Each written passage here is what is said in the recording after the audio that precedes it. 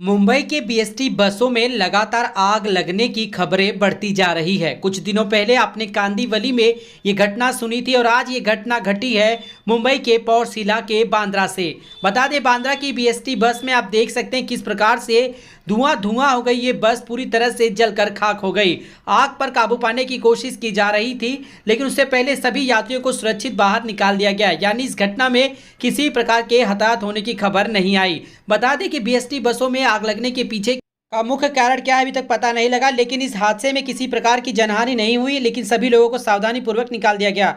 BST बसों को इस पर ध्यान देना होगा कि आखिरकार आग लगने के पीछे क्या मुख्य वजह क्या है। आज के लिए इतना ही। चैनल पर नया, चैनल को सब्सक्राइब करना ना भूले।